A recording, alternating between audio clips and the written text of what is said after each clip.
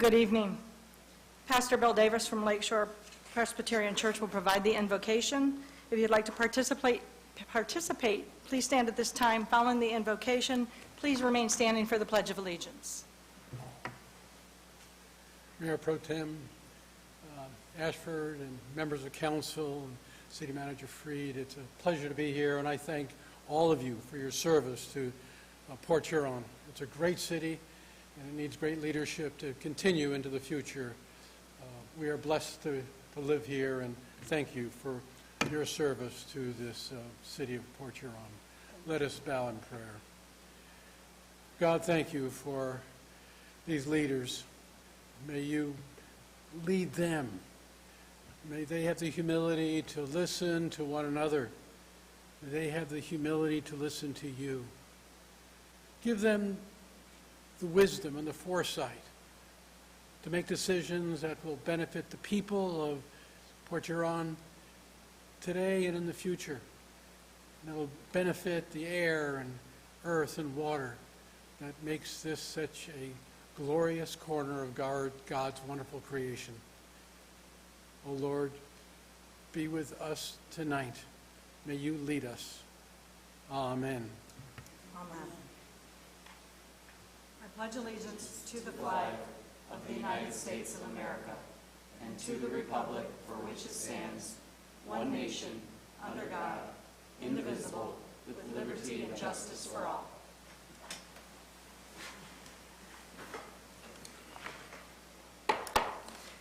I'd like to call this regular meeting of the City Council for February 10th to order and ask the clerk to please take the roll.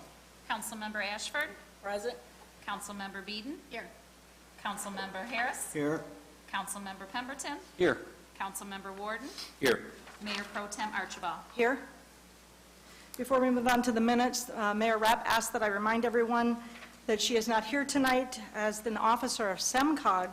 She's attending the National Conference of Regions and visiting with our legislatures on Capitol Hill about key issues not only about our own city, but also about the community and Southeast Michigan region. With that, we'll move on to the minutes. Council, you have before you the minutes from the regular meeting of January 27th. Do I have a motion to accept as submitted, please? So move. Councilmember Ashford, is there a second? Support. Councilmember Pemberton. All of those in favor of accepting the minutes as submitted, please signify by saying aye. Aye. Aye. Any opposed by saying nay? Motion passes. We will now move to public hearings, and the clerk will read the first item. To hear comments concerning liquor licensees delinquent in payment of taxes and/or income tax reporting and payments. Now is the time for anyone in the audience who wishes to address the council concerning public hearing number 1. Please come forward and give your name, address for the record. Seeing no one, I will declare public hearing number 1 closed. We will move on to public comment.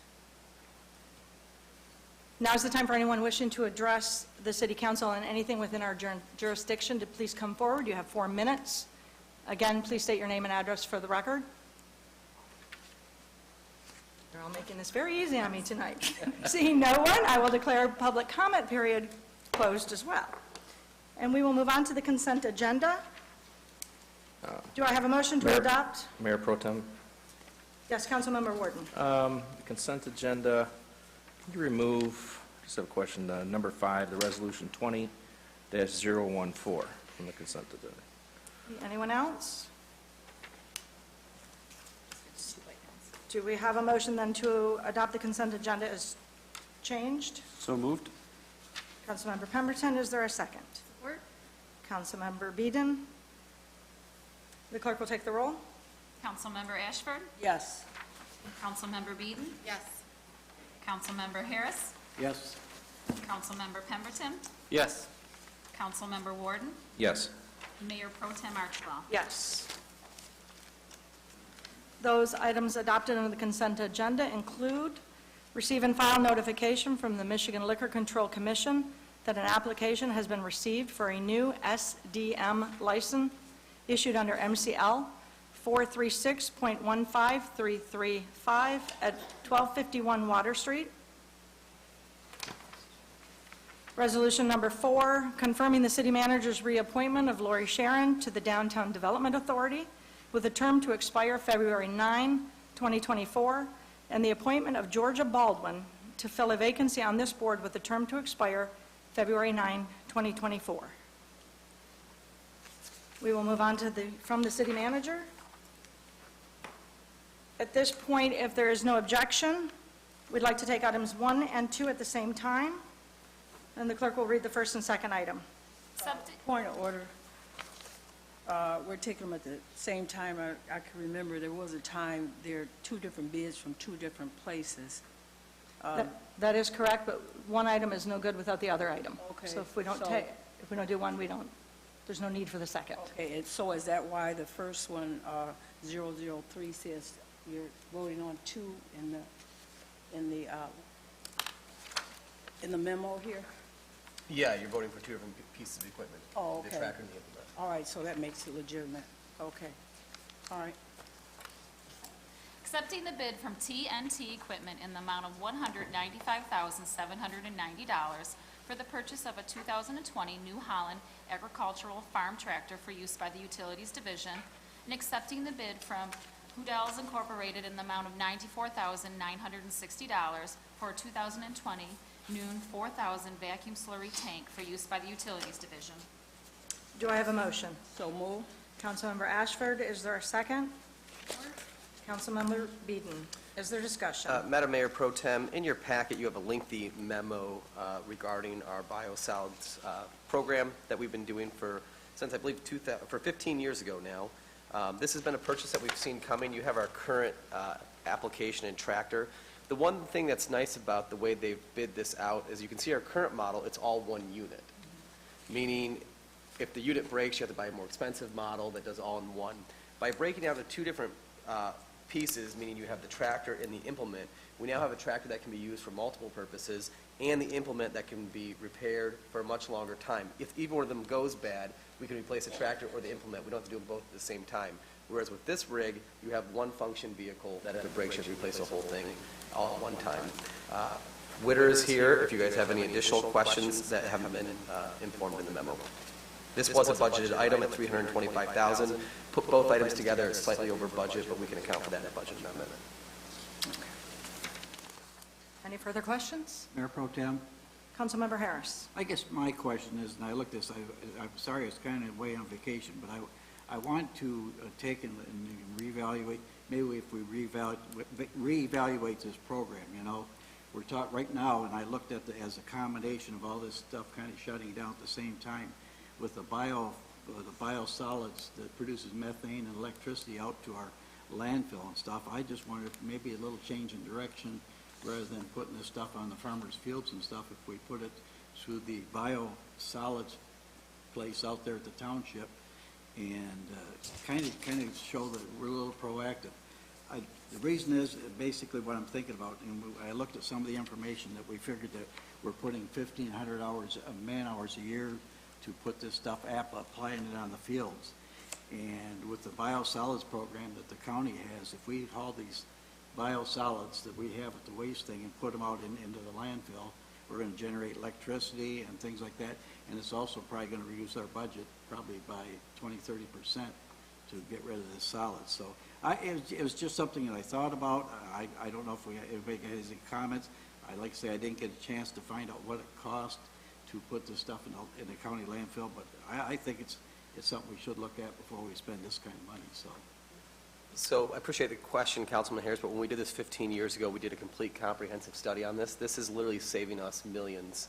On an annual basis, if you had to burn all this stuff and then pay the tip fees and truck it, so you still have trucking costs and you have tip fees on top of that, but you also have the drying costs, and the drying facility we'd have to construct would be millions of dollars.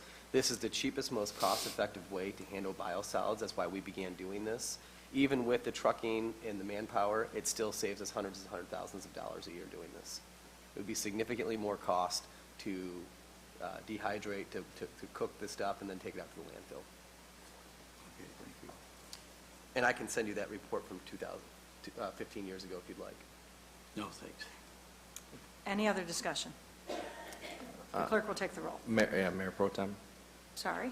Sorry. Councilmember Warden. With this new, we're talking about both of them, right? The purchase and with these being kind of purchased somewhat new, is there some type of maintenance and warranty that goes along with this big purchase price on these 2 units? I'll have Witter speak to that.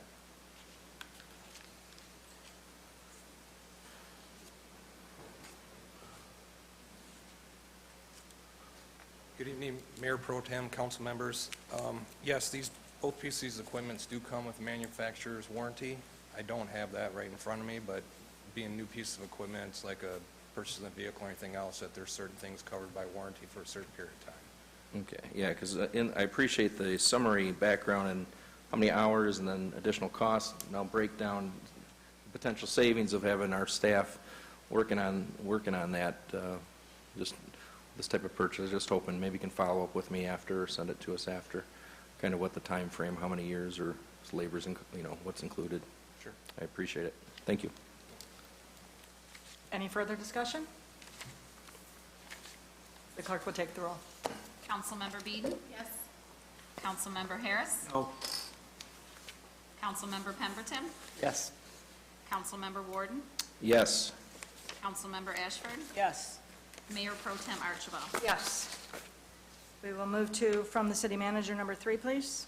Mayor, can we take, since they're the same ones, the same bids, doing with the same thing, can we take 3 and 4 together if nobody have any objections? Anyone have any objections to taking 3 and 4 together? Okay, do we have a motion? Oh, I'm sorry, you need to read them first. Accepting the unit price bid from JV Contracting in the estimated amount of $10,510 for city pavement striping services, and accepting the unit price bid from JV Contracting in the estimated amount of $39,744 for city pavement marking services, crosswalks, arrows, and onlys. Do we have a motion? So moved. Councilmember Pemberton, is there a second? Support. Councilmember Ashford. Any discussion? None other than this is just routine, pretty Correct. much? Yep, It's correct. routine, yeah. Okay. Yeah. Member Warden? There was, I think in the kind of the explanation, summary of the past, I think it was the past bids for this, did we move the striping now up to spring? Is that something I saw instead of fall? Yeah, that's the reason why you didn't have a bid in 2019. And the reason for that is you don't have snow blades going over them. It can at least last through the summer? Yeah. Thank you. Thank you. Any other discussion? Mayor Pro Tem, Councilmember Harris? just maybe the city manager can get us up to date on this. What's been the reputation with this firm? We usually have 2 or 3 of them that bid, and I see this is one company that's got both. And my only concern is a lot of times that they use different templates when they're doing work that another contractor did last year, so, We're 2 gonna, years ago. Yeah, this company apparently has a good reputation around the state, and you're going to see more and more consolidation of these types of companies. I used to see a dozen names, now you see 4 names, now we're down to 3 names. And you'll continue to see kind of consolidation of companies being bought out. That's something that's happening in the industry. Okay. PK, for instance, is one of the largest in the states. They bought out a firm that I used on the west side of the state, and now they're on the west side. Thank you. And I think, if I may, Councilmember Ashford? yeah, and then the work they have to do as far as stripping and pavement, it's pretty much kind of like, I guess, cookie cutter. Correct. As to what they have to do, so whoever does it, they still have to follow the same template Yep. on the work, operationally wise. Correct. Thank you. Any further discussion? The clerk will take the roll. Councilmember Harris? Yes. Councilmember Pemberton? Yes. Councilmember Warden? Yes. Councilmember Ashford? Yes. Councilmember Beeden? Yes. Mayor Pro Tem Archibald? Yes. From the city manager, number 5, please. Accepting the unit price bid from Body Construction Company Incorporated in the estimated amount of $58,125 for the maintenance dredging of the Black River Canal entrance at Lake Huron and the depositing of the dredged materials water ward of Lake Huron's edge and no farther than the second sandbar within the approximately 820-foot-long area along Conger Street between Holland Avenue and 3470 Conger Street for the year 2020. Do we have a motion to approve? So move. Councilmember Ashford, is there a second? Support. Councilmember Pemberton. Any discussion? Madam Mayor, Pro Tem, and Council, we have expanded the area in which we can dispose of the dredging. So for those who are facing significant soil erosion issues, specifically from Holland south towards Sherman Woods, we'll be able to dump there again and help protect those homes. So it's kind of a win-win. We have a small dune forming at Lakeside that would be nice to not dump there for a couple of years. We don't have to build the access trail as well. Also, in addition to that, this is the year that we will renegotiate our cost-sharing agreement with the townships, and that is something I am working on now. I believe that was a 3-year agreement when we did it, so it's up this year. Just a question, inquiry. Do you know, when we're sitting at home and we always see, you know, the lake shore flooding in the red, I mean, what is it doing? Is it dredging doing anything positive, or what's the implications, the story around that? The high waters? The high waters and that? Well, there's a lot of issues that in December, I believe it was December, you authorized a erosion study to be done along the Tainer Gate because the high water is causing significant erosion issues around the Tainer Gate that will have to be addressed. We don't know what to do, so we have an expert coming in to look at that. The high water issues along south of Holland on Concord, those homes are already getting water in their basements. If there's an eastern wind, they're having damage to their homes. It's very similar to what happened in 1986 when there was also high water there. They tell me back in '86 the water actually came up to Conger if you got a decent northeaster. My personal beach, I have now a 6-foot drop-off and no beach.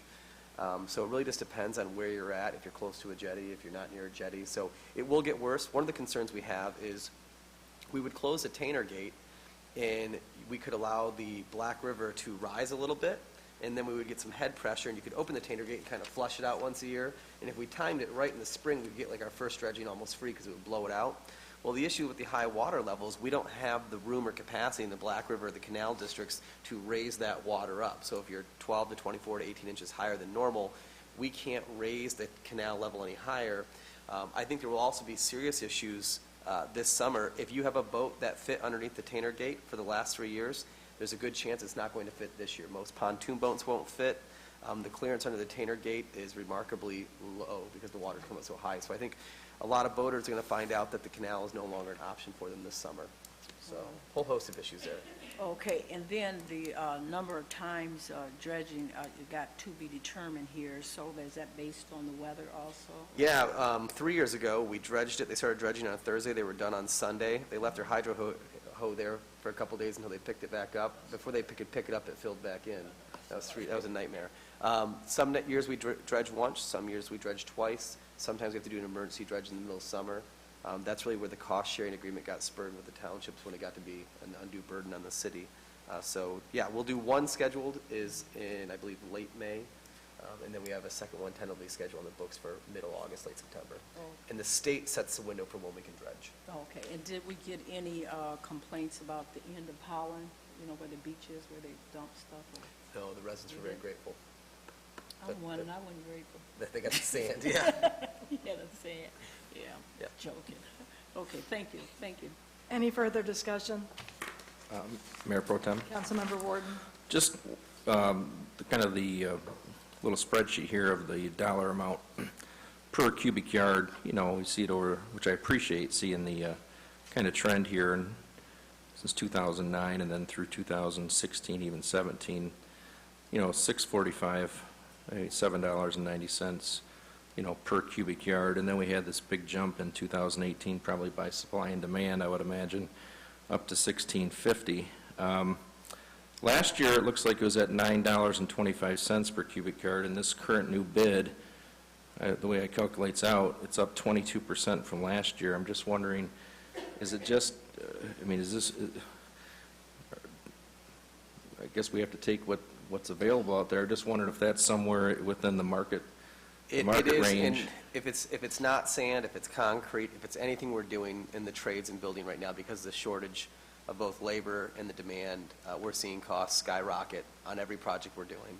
Yeah, it's pretty much doubled since 2016, the price per cubic yard, but, okay, well, I do appreciate at least getting two bids here, and of course, it looks like the one here that came in favorably body, substantially lower, probably per unit estimate on that, so we do appreciate that to save the city of Port Huron when they do this required dredging, so thank you for that. Mayor Pro Tem, if I can, one of the things Representative Hernandez brought up at the budget hearing yesterday in Lansing is that the $3.5 million road proposal from the governor, we're not sure if the state has the capacity to issue that many construction projects. So if you dump $3.5 million in road projects that were unanticipated, we're going to have a shortage even greater, and now we're worried about artificial inflation for construction costs to local roads and local road projects, because these firms are going to chase the state projects at a much more rapid rate. So we could see inadvertent inflation happen on construction projects in the next, and it may cause us to revisit some projects and timing. Any further discussion? I just have one quick, just to reiterate, James, this is something that is a contract to do if needed, and so if we happen to get lucky, like in 2009 and 2013, and don't need it, we will not spend it. Correct. Thank you. The clerk will take the roll, please. Councilmember Pemberton? Yes. Councilmember Warden? Yes. Councilmember Ashford? Yes. Councilmember Beeden? Yes. Councilmember Harris? Yes. Mayor Pro Tem Archibald. Yes. From the city manager, number 6, please. Accepting the bid from Richmond, New Holland in the amount of $12,535 for an 84-inch MK7H Harley rake for use by the Parks and Forestry Division. Do we have a motion? So moved. Councilmember Ashford, is there a second? Councilmember Beeden. Madam Mayor Pro Tem, this is just an implement we use. It goes in the backhoe, it's PTO driven. That'll allow us to grade the cemetery roads and allows the disbursement of material. One of the other applications we use it for is in the baseball fields. When you drag out the baseball fields enough, you get a little ledge between the dirt and the grass, and it'll be used to bring that down twice a year, a couple times a year as needed, instead of the one time a year. So we'll be able to take care of the liability issue with the baseball fields of a trip hazard and to address the grading of the cemetery roads. And it will go on a piece of equipment we already own. And these Harley rakes last 15 to 20 years, if not longer. Any other discussion? Question, this is a budgeted item? It's a budget piece of equipment that we didn't have in this original budget, but we'll take it out of the motor pool fund. Oh, okay. Any other discussion? We're just hoping that when the staff currently has to go all the way down the streets to pick it up, and then the streets have to come and do it, now the cemetery staff will be able to do it right on time, so it should be able to save some man hours. Clerk will take the roll, please. Councilmember Warden? Yes. Councilmember Ashford? Yes. Councilmember Beeden? Yes. Councilmember Harris? Yes. Councilmember Pemberton? Yes. Mayor Pro Tem Archibald. Yes. From the city manager, number 7, please. Receive and file the quarterly financial report for the 6-month period ending December 31st, 2019. Do I have a motion to approve? So moved. Councilmember Pemberton, is there a second? Support. Councilmember Beeden. Any discussion? Madam Mayor and Council, as you can tell, we're performing very well in our budget this year. We are coming in as expected, which is good. Anyone can write a budget. The difference between that and actually living to a budget. So far, things are looking on target. Thank you. Any further discussion?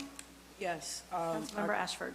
Yeah, I see where we're just slightly, just a slight on the expense part, but it's something that we can't even do anything about because it's like healthcare and stuff like that. Yeah, one-time expenditures. So it's not really Yeah, the difficult generating is if we have one-time invoices, if we get billed for, a certain insurance premium, a certain cost once a year, it can skew your quarterlies. So when you get into the third quarter, you get better in outlook. healthcare, so it Correct. tempers itself out Yep. as you go along. Yep. Okay, thank you. Any further questions? Mayor Pro Tem? Councilmember Warden? Just a quick question on, again, we know the income tax, the budget versus actual, that all comes in probably, probably here into even April. But the state shared revenue, looks like actual so far was 2.6 million, and the budget was from 4,420,000. Is that, are we looking to do we have any indication that we're looking to have additional of that state shared revenues come in before the year end? Yes, we get checks monthly and quarterly depending on which revenue it is. Okay. I appreciate that. Any other discussion? Mayor Pro Tem? Councilmember Harris. Yeah, I'd just like to compliment Mr. Brennan for his layman's report that was stuck in with this material. Kind of took the edge off of looking at all the numbers and stuff, and it's kind of neat to look at just a layman's report on what's going well and the trends. So thank you very much for that. So appreciate it. Anyone else? Clerk will take the roll, please. Councilmember Ashford? Yes? Councilmember Beeden? Yes. Councilmember Harris? Yes. Councilmember Pemberton? Yes. Councilmember Warden? Yes. Mayor Pro Tem Archibald? Yes. We'll move to resolutions. Resolution number 1. Authorizing 12 payments. Do we have a motion to approve? So moved. Councilmember Ashford, is there a second? Support. Councilmember Pemberton, any discussion? Madam Mayor Pro Tem, if just note, we continue, if you look at the professional services, I believe Councilman Harris pointed out that he wanted a little note to the bottom of where that money was going to. So we are continuing to break down the projects so you know exactly where those professional services are being delivered and billed to. Any discussion? Mayor Pro Tem? Yes, Councilmember Warden? Two things. Might have been just last council meeting or the meeting before. There's a payment on here that's for the, I think it's item number 1-7 for a J. Rancic Electric. And at the time of the meeting, during that discussion, I think Councilmember Harris kind of questioned or brought up something I thought was very interesting about the change order and kind of inquiring about how it was, I think it was 10 or 12, 18,000, something like that, that it includes sales tax that us as a city government had to pay. And I was just wondering if that was there any feedback to that of, are we required to pay sales tax on those generators? I think that was the additional thing. Yeah, we did look into that. We are not allowed, per Treasury rules, to buy equipment to sidestep the sales tax. Meaning if a contractor is going to purchase a generator for us, we can't say, well, bill it to us so they don't have to pay the taxes on it. And so in the past, we always make an allotment in some contracts for sales tax on purchases. In this one, we did not, in our own bidding documents, we did not make that allotment. That is why we created a change order to cover it. So we are not allowed to have contractors, you know, if we're building a road and all the piping gets billed to the city, but the contractor avoids sales tax in that manner to boost profits. So we make allotments to account for tax on capital expenditures because you can't sidestep the tax law that way. Okay.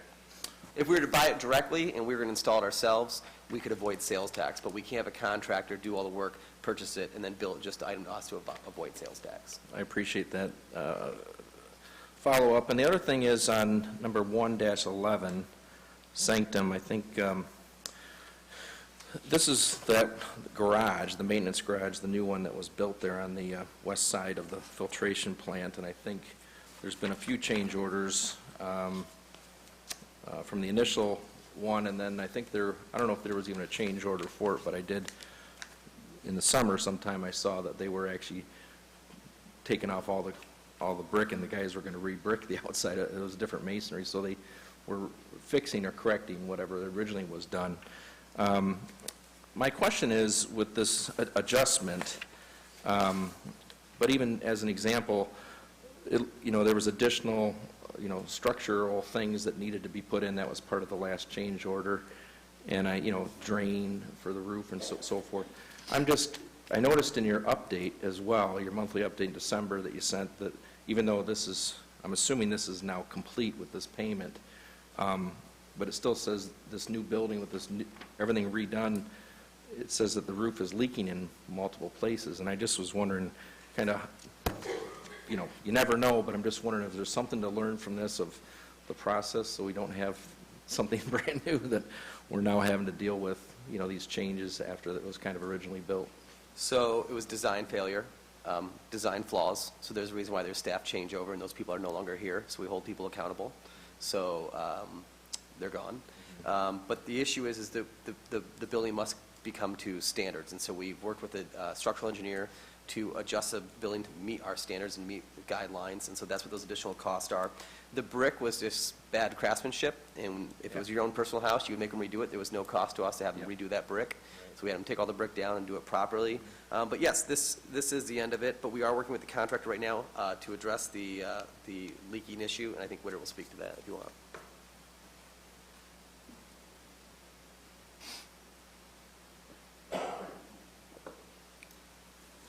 Mayor Pro Tem, City Council members, You are correct, Councilmember Warden. The monthly report we just issued did state that there's some leaks in the building itself.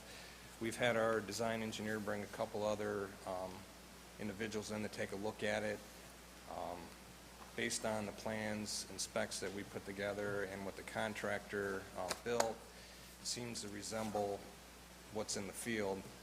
So ourselves and the contractor are trying to figure out what these leaks are and why they're occurring. So we obviously held back substantial amount in December, and then with the feedback that we're getting from our design consultant, we decided to release quite a bit of money, but we're still holding back the retention, so.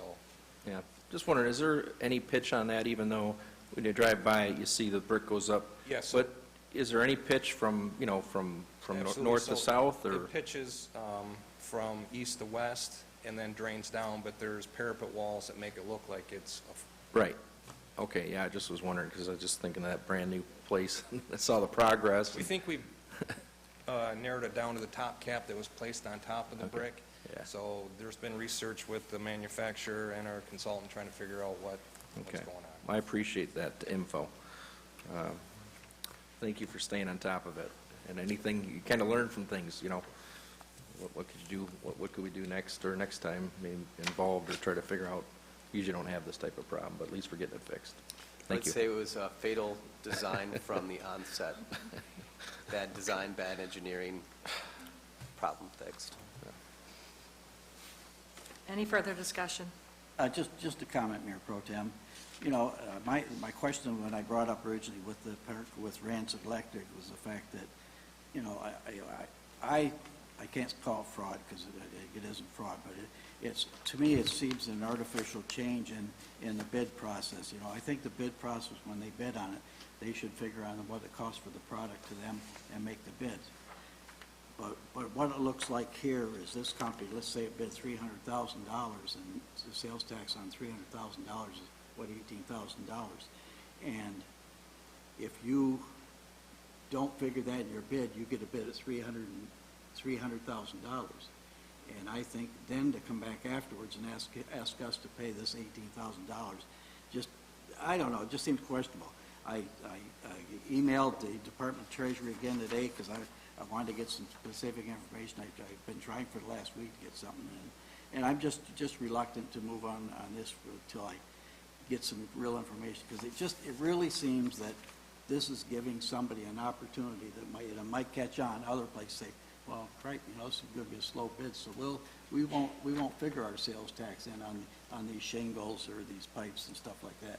We know we can get at the end. So that's my concern. So let's clarify that, because that's a pretty bold thing to say, so let's be very careful about that. So first and foremost, we do millions and millions of dollars of capital projects every single year, and if you pull back every single bid document we do very similar to this, there's always an allotment given for sales tax. So if you pull out the bid documents, the bid specifications that go out to the contractors, dozens and dozens and dozens of times we have given a allotment, which is the same allotment that every contractor uses.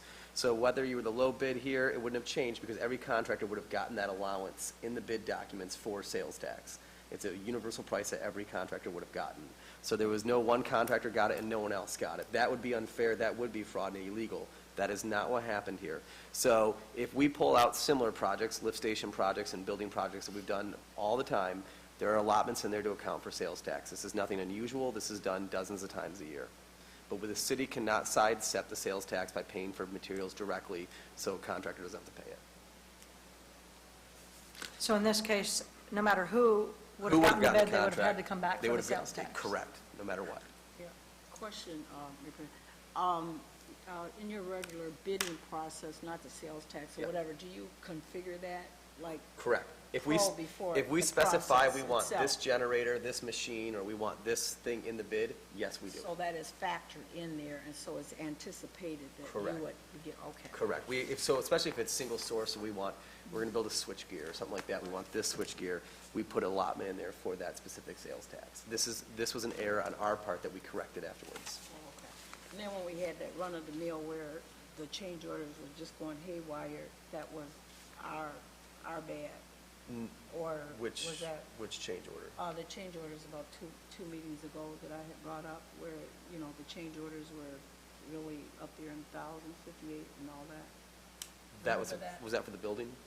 It was for some of everything. I think But that's, I'm I just think that was trying for to the make a building we just point. talked about, yeah. Okay, yeah, it was that one and another one, but Oh, you said that you removed the There was also, person? yeah, there was also quantity estimated at the Riverside Boat Launch for Right. HMA, Okay. yep. Oh, okay. Yep, you were correct. Any further discussion? The clerk will take the vote. Councilmember Beeden? Yes. Councilmember Harris? No. Councilmember Pemberton? Yes. Councilmember Warden? No. Councilmember Ashford?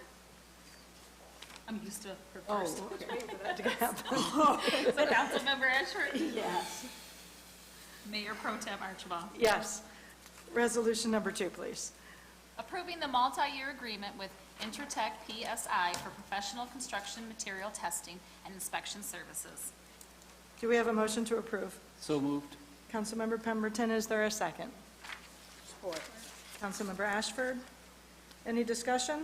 Madam Mayor Pro Tem and Council, what this is when we have concrete laid, or we have asphalt laid, or we have compaction done, we hire an outside firm to test the materials to make sure that we didn't get junk concrete and we didn't get junk asphalt. So they actually do cylinder samples and cylinder testing to make sure that we're getting what we are specified to do.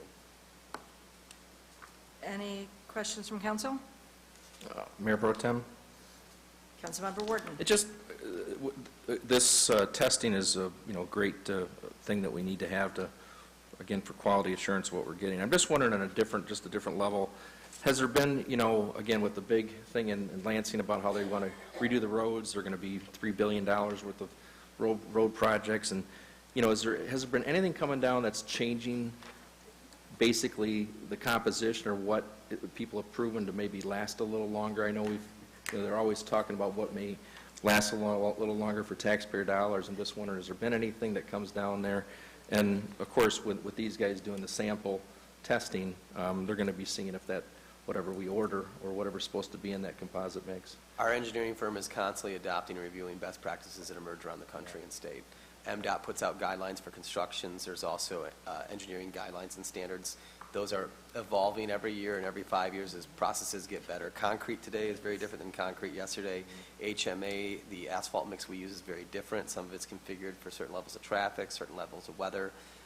So, yes. I appreciate it. Keep trying to look, that may be a little more expensive at the time when we're doing it, but it might actually last a little longer. We kind of test some of that stuff out. So I appreciate it. I'll be supporting this. Any other discussion? Clerk will take the roll, please. Councilmember Harris? Yes. Councilmember Pemberton? Yes. Councilmember Warden? Yes. Councilmember Ashford? Yes. Councilmember Beeden? Yes. Mayor Pro Tem Archibald? Yes. Resolution number 3. Supporting the recommendation from the Michigan Department of Transportation to perform a road diet converting Hancock Street from a 4-lane cross-section to a 3-lane cross-section between I-94 and I-69 and Pine Grove Avenue. Is there a motion to approve? Support. Councilmember Ashford, is there a second? Support. Councilmember Beeden, any discussion? Madam Mayor Pro Tem and Council, I'm going to have our Director Witter come up here. He has a guest tonight, Linda Burchell. She is the TSC manager for MDOT here. She has come tonight as well to offer explanation with Witter and support for this. So appreciate you coming tonight, Linda.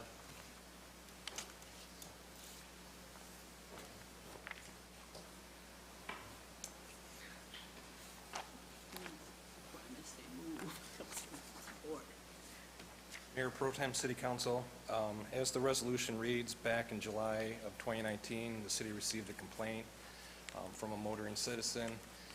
That intersection being 9469 at Hancock is not under our jurisdiction, so that complaint was forwarded to MDOT.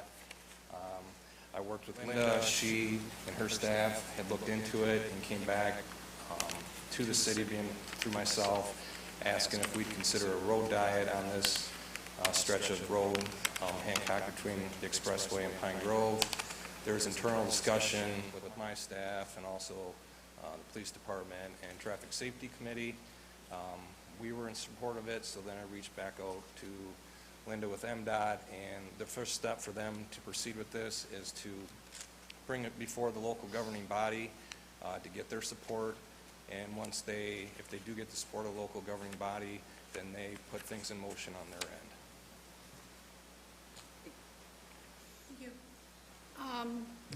this alignment will align with both sides. There's the neighborhoods to the west that has a comparable cross-section laneage, as well as on the east side of Pine Grove. So it makes it concentric across, as well as the use of Hancock has changed since the ramp no longer comes off there. The only ramp traffic that's coming off is from the bridge exclusively. So the 2 lanes going toward Pine Grove aren't necessitated to the degree that they were when it was all the traffic coming off of the freeways. The center turn lane would be beneficial for both the movements to the freeway as well as the left turn move that many of us, mostly from the neighborhoods, may come across and take the left end of Pine Grove, as well as any of the driveways along there. Right now, you got to jump in a travel lane to get on Hancock. So there's a lot of benefits to this alignment.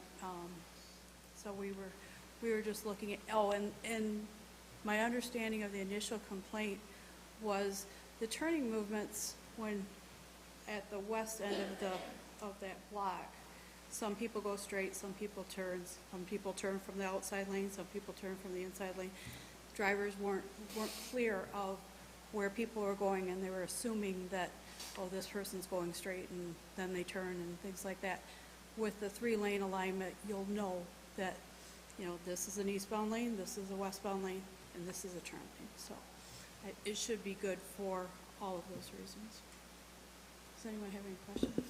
I will just point out, when you're coming from the bridge or 94 and you're getting off and you were crossing, right now you have 2 lanes essentially crossing the street going into 1 lane. So everyone's hitting the brake and it's causing traffic congestion. There's about literally like 50 feet where you can merge on the side of Kaywood here.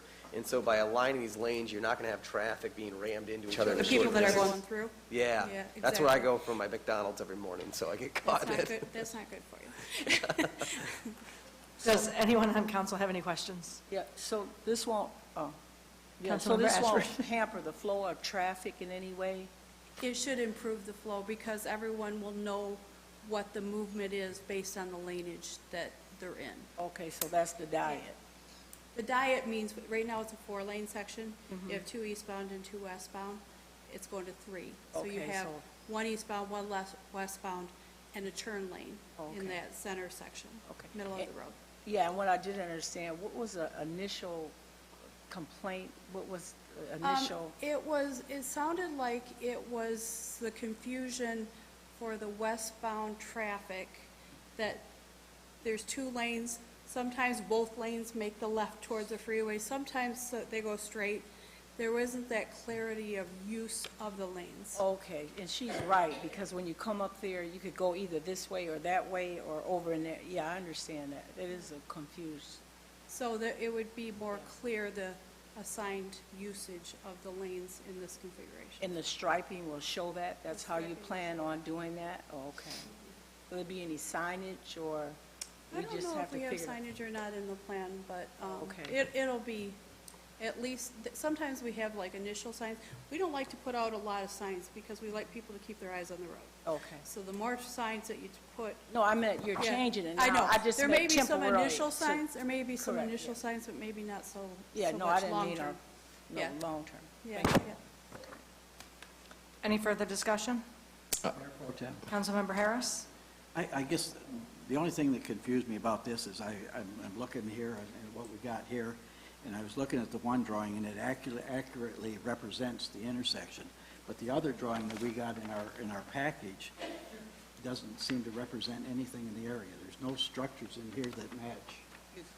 I The think other you're side. looking at the 2 intersection. One side is the Pine Grove intersection, and one side is the ramp intersection. 94. So this actually is further down the road then? That's what No. No, No, you have 2 okay, I'm talking Hancock, where Wendy's is, between Pine Grove and the ramps. And one of the intersections on one of the sheets of paper is the ramp intersection with the neighborhoods to the west and the connector roads there. And on the opposite side of the paper is the opposite intersection, which is the Pine Grove Hancock intersection. So Ken, if this will do a better. Here's the two intersections you're looking at is right here. There's Pine Grove, and you're pointing at this one right here. So this is beyond, Pine Grove would be actually down here. No, it's right here. Pine Grove is here, intersection 1, and then here is the 94 intersection. Does it make sense? Okay. It's a highly congested area. Any further discussion? Mayor Pro Tem, Councilmember Warden? can we go back to the other slide? And one of the first things, I kind of noticed, this is where the bowling alley, this is Wendy's, this is that Christopher Flowers on the north end. Yes. And then going east, then you have the two gas stations as well as the entrance. Did we at least send any written notification to any of those building or business owners there for input or feedback on this? The next step after we get support from the council is public input. So there's a public input session. We have a process. We're from government, and we're so our process, our first step, is to bring it to council for resolution. If you guys don't support it, it doesn't go to the public. So then we take it to the public and get their input as well. So if the business owners there that know the traffic and know some of the things that if they give feedback that they want to have it changed or something different, what would happen with that? Would it come back to us? We would look at the any concerns and see how they can be addressed. Okay. So on this first one here on the left side of the screen, this is actually the neighborhood. Yes. And that's the west side. And the first, if I take a look at this, the middle, on the left side there, that middle is the arrow going straight across. That's the only place where somebody coming out of the neighborhood is going to be, that's the lane to be in if you want to drive across past the two little freeway entrances over to Hancock. We're not changing. No, I'm just saying, that's the one lane. Yes. So everybody that's in the right lane there is going to only go in the right lane if they want to turn right to get on the highway. Yes. Okay, the bottom left. So my question is, on the other side, again, that would have them go straight across, but coming from east to west, coming across, and you're going to have the people coming into their neighborhood, and then you're also going to have people that access the left side highway there, or the ramp of the highway coming south, that still may turn right into the neighborhood, not want to go on to the expressway, correct? There's a traffic signal there. Yeah, I'm just saying, the traffic there. So when they're going straight across, once they get across Hancock going east to west, right to left, there's only the one lane. There's not a left turn lane thereafter. They're basically going to stop traffic if they want to turn left on that first street. Is that correct? Because that middle one is only, on the left-hand side, the middle one is the only one going straight across. It's not really a turn lane the way that arrow says. I don't think it's marked. I don't recall. That's not our road, so I'm not sure if it's. Do you see what I'm seeing there, how that arrow is only going straight? I think they can turn left from there, can't they? Well, you're going to have the oncoming cars that are want to go straight across are going to be only in that middle, so-called middle lane, Are you right? concerned eastbound through on Hancock, coming from the neighborhood towards Wendy's is going to line up with the turn lane? No, they're going to line up in the middle lane, which is the only one that goes straight across. And the way traffic, we have it drawn. and the traffic coming the other way, going into the neighborhood, if they want to turn, once they go in the neighborhood and want to turn a quick left to go south, there's no left turn lane there. They're basically going to stop traffic. I'm just wondering, is that how I see it? I don't recall how the lineage works coming out of the subdivision. Do you know? But going into the subdivision, there's only one lane coming in. Yes. And if they want to turn left, they're going to have to stop, which is going to basically back up any traffic coming straight across because there's only one lane, right? You cannot turn left from approaching, it's no turn left when you're coming across. Over into the neighborhood there? Correct, you cannot Okay. turn left. So you have to go past that? Correct. Okay, that Yep. clarifies it.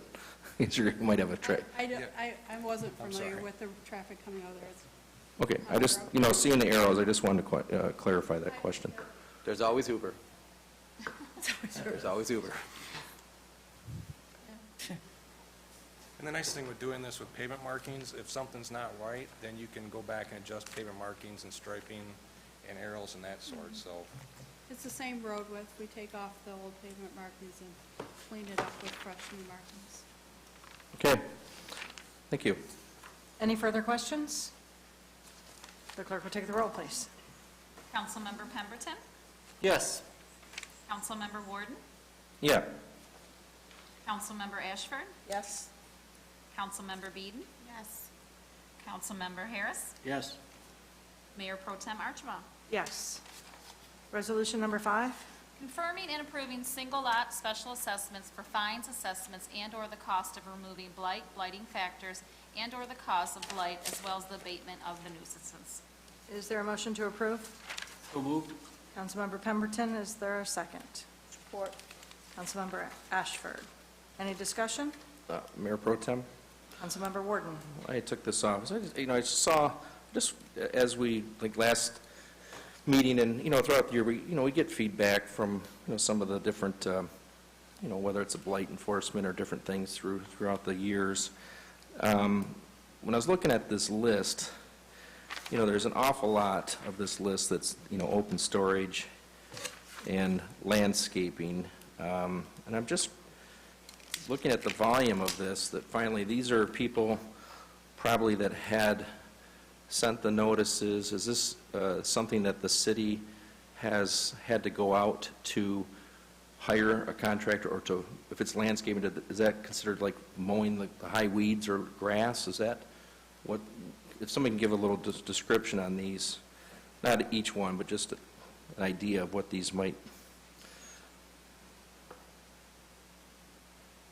be. I don't know if you have the list there in front of you, David. Yes, I do. Yeah.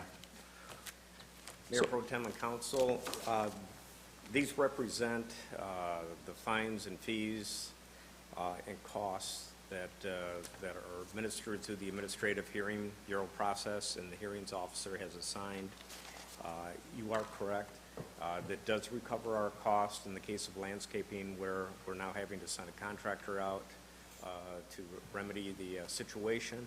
Is that mowing the weeds, or mowing the lawn or weeds? Is that what landscaping is? Exactly. Mowing the grass, and then the charge that is, that comes to the city from the contractor is then passed on to the property owner. And then how about the open storage? What Open- happens on those? Open storage, that is fines and fees that are attached for noncompliance, and that's at the discretion of the administrative hearings officer. Obviously, they were given a chance to remove their items by a certain date. If that is not the case, then it's at the discretion of the hearings officer.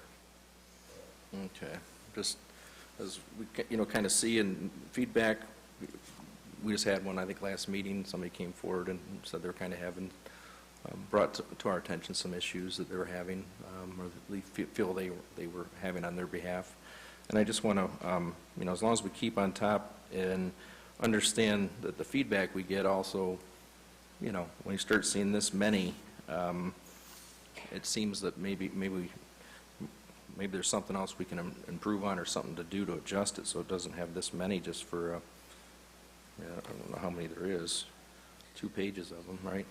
Right. And we're coming toward the period now where we're placing the single lot assessments onto the property. So as you can see, we have not been in the grass season for quite some time, so you're seeing this summer fines and fees coming before us at this time. So that's why you see a larger group before you, is that this is, Are these all resolved, and these are just the final cost? Correct. Or is it they still, you got so many days to get something done still? No, these, they've been given the opportunity to, for compliance, the opportunity to come before the hearings officer to explain their situation, and now these are the judgments from the officer.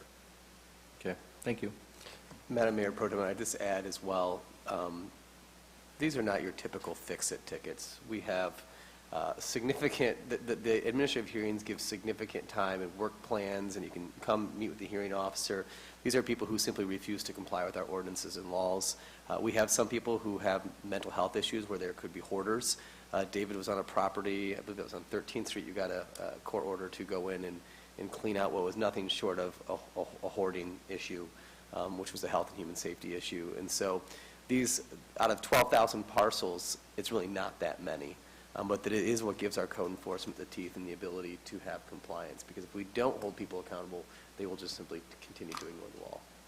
Is there, just a follow-up, just a way, are some of these, I'm assuming, what portion are, basically rental properties that the tenant is in there and the landlord versus owner-occupied? Is there a way to kind of follow up with? Yep, we can provide that to you. Just follow up with this one, just to give me an idea so I can kind of keep track of it. We roughly run about 2,000 violations a year, and we're running pretty close to half and half between owner-occupied and non-owner-occupied. But I'll keep it simple, just as an example for this one, so give me a little piece. I appreciate it. Thank you. Any further discussion? Mayor Pro Tem. Councilmember Harris. Just a little follow-up. I noticed on this list here, and I thought I grabbed it with me, but I noticed, I see one of the people, and I'm trying to think what the address was, but they're at the top of the list, and the same property's down near the bottom of the list. They're on there twice, and gosh, they've accumulated $660 worth of the cleanup repair. And when can we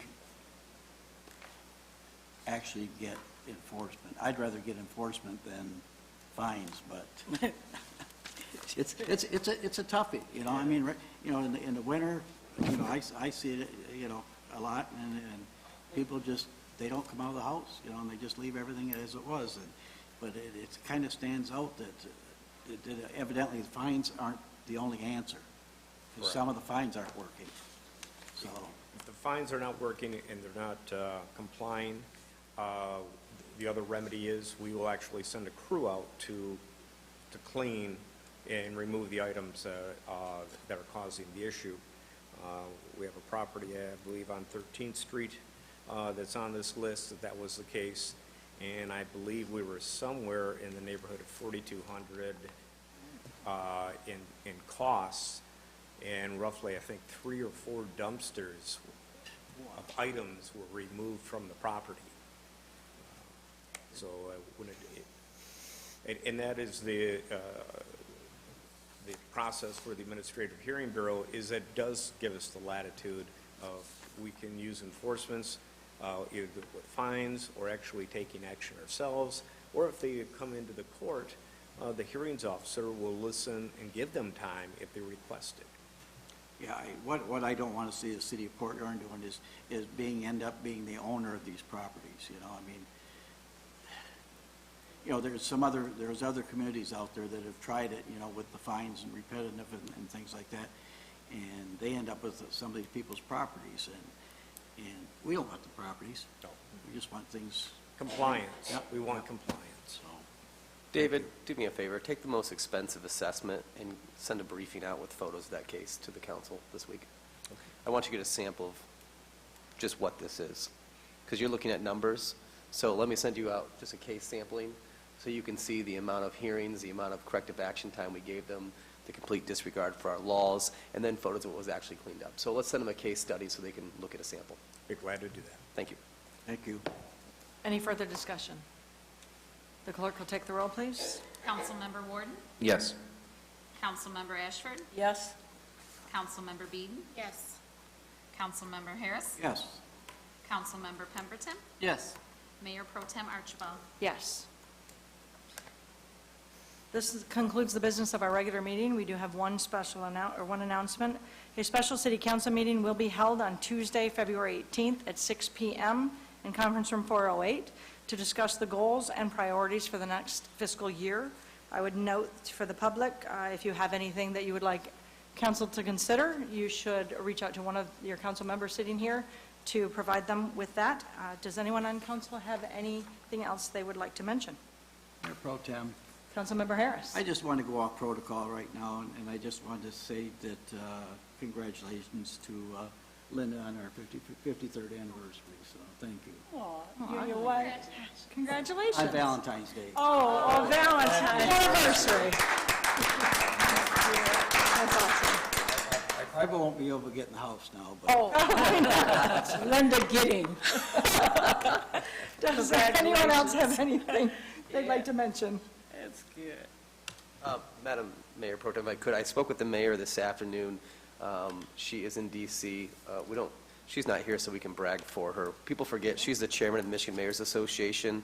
She's literally in Washington, D.C. right now advocating for funding for water infrastructure and road infrastructure, and also PFAS reduction within our Great Lakes and our rivers and our city drinking water. So she actually sent me a legislative briefing today that she's been working on Capitol Hill, and so she's very modest and won't tell you, but she's representing all the mayors in the state to talk about those critically important issues for our city. So it's kind of cool to get an email from her from Capitol Hill that she's advocating for that. So very proud of her. Very much so. bring on Thank you for that. Sacramento. Does anyone else on council have anything they'd like to mention? Yes, I have a announcement. On Saturday, February the 22nd, the Shiloh Missionary Baptist Church, the Scholarship Division, will be celebrating Black History Month, and the theme is Legacies of Hope. And our speaker is the Reverend Carl Miller Sr., who is a pastor of the Restoration Christian Community Church. And our program highlights, we will be awarding the Dr. Martin Luther King Spirit Award, the Drum Majors Award, and also honorable mention. And then we also have, which is very significant, is the kickoff presentation for the Tuskegee Airmen Memorial Project here in Port Huron. We have put together a group of people that have been working on that, and they actually came before council first to get the go-ahead to build a memorial up here on Wright Street, where we had two of the Tuskegee Airmen, their plane went down here up there by our river. So Eric Denson, who is a co-chair of NASA, he'll be here from Florida. And we have Jay Hagler that's flying in from Washington, D.C. And then we have Dr. Fellow Willman, I think, and she's a terrestrial archaeologist, and she's flying in to Port Huron from California. So this is, they'll be here all that weekend, and they will be on the radio, and they'll be going into the Port Huron area schools, and then also with the museum. So we want to get a groundswell here, and we want to go out and support them because we still have to, we're halfway with our monies for the memorial, and that was our first priority. And I'd like to, give a shout out to St. Clair County Community Foundation, who is actually taking on a big piece of the responsibility along with DTE Energy. But we still need some more help, so this is for us. I mean, implications when you do things like that, the benefit is just phenomenal, people coming here to see that. So we have a lot going on here, and we have a lot at stake here, so I just want us to come together as one City of Port Huron and get behind these guys. This is the opportunity that they gave us. They dove down and they brought up pieces of the wreckage, the cockpit door and the panel that's there. And when they do have that, and that's why we're talking to the museum, because not our museum, we're going to try to get some things over there. This is DWP is diving with a purpose, but we are in contact with the Tuskegee Airmen Museum in the city of Detroit. So we've been meeting with them also. So, but we know this is a Port Huron thing, and so we know Port Huron can do this. And so I'm just asking you to, come out and support us on Saturday, February the 22nd. It's from 3 to 5. It's just a very straightforward program here, so we won't be there all day, but come and give us your support. And that was one. And number two, I would like to congratulate, what's her name, Patty Samar. This past weekend, we had 7 women that were honored, and one Marcy and Isla Shoulders and some more, I forget their names, escape me, but just listening to their testimonies over the, as they were getting their awards and everything, and talking about how far women, and also Marsha Haynes, who's just like a pillar of the whole city here. And she said one thing, she says, "We come a long way, baby." That was Marsha. And we have, I mean, just to hear their stories, and we talk about diversity, and we always say diversity, you always think white and black. It's not just that. It's diversity when you listen to where they come from, what they've been through. They could have been any color. But that's what really came across to me. It was a very, very good event to go to. And Patty, she does this every year. She does a good job. And all the women out there, we just need to get together and stand up a little bit more, because this is, Marsha said, this has been a man's town, a back room and cigars and all that. No, women, stand up and stand your ground. So we're coming, and we're not going anyplace. We're just going to get better. So with that, and also the NAACP, they have something at the museum on February the 29th to do with Black history. So that's it for me. Thank you. Anyone else have anything they'd like to bring up? Mayor Pro Tem, I was just, our Port Huron Museum, and this is Black History Month. I'm just wondering, is there any special history or displays or set up other than, is it just on the 29th that you mentioned there? Do we know if they're having stuff all month? A little section in there. Well, I think last year, there was a really nice, it was a little longer time frame, walk through on that mezzanine that had the total history was just outstanding. I think everybody would benefit from taking a little time to go through that. So I'm not sure if we know.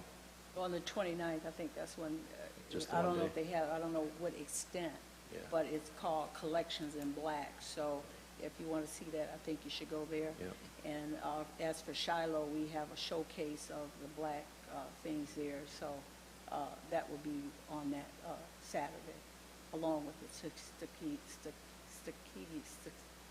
Tuskegee Airmen. I always get that, yeah. Tuskegee, yeah. So they do a lot, and we underestimate our port. That's why we're the Port Huron Area School District. They do a fantastic job with that. They have some of us come in, and even the high school, so they're very much engaged as far as awareness of Black history, and not just for the month of February, all year long. Anything else? Nope. Thank you. With that, can I have a motion to adjourn? So move.